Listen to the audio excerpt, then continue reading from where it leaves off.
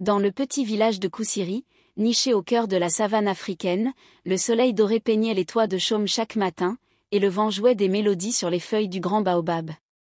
Ce baobab, majestueux et ancien, était le gardien silencieux des histoires du village, témoin des rires, des pleurs, et des secrets qui s'y mêlaient.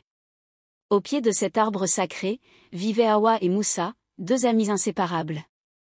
Hawa était une jeune femme au sourire lumineux, toujours vêtue de tissus aux couleurs vives, tandis que Moussa, avec sa stature imposante et sa voix grave, était le griot du village, chargé de préserver les récits de leurs ancêtres.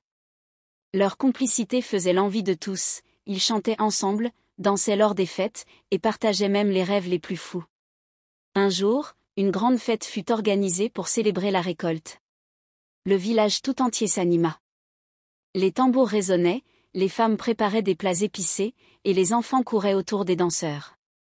Hawa, avec sa grâce naturelle, devint la reine de la soirée, ses mouvements semblant dialoguer avec les battements du tam-tam.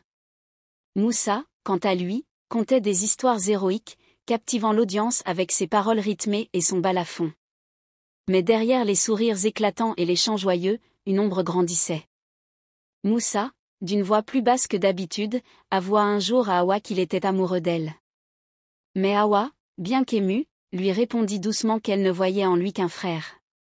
Moussa cacha sa peine, mais au fond de lui, un sentiment étrange s'installa, un mélange d'envie et d'amertume qu'il n'arrivait pas à chasser. Peu de temps après, un étranger arriva au village, un marchand nommé Damba. Avec son charisme et ses récits sur les contrées lointaines, il captiva tout le monde, y compris Hawa.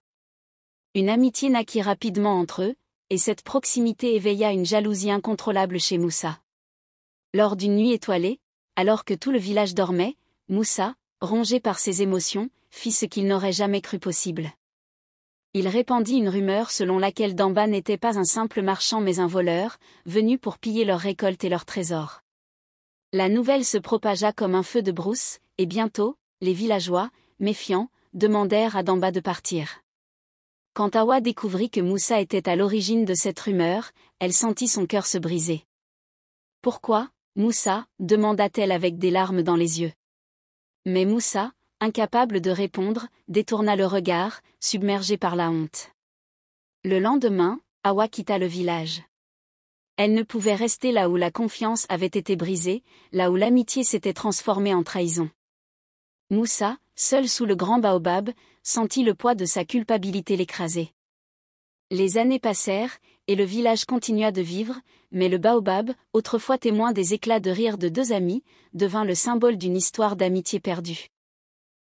Et dans le vent qui traversait ses branches, on croyait parfois entendre les mots « l'amitié est fragile », comme une danse au bord d'un précipice.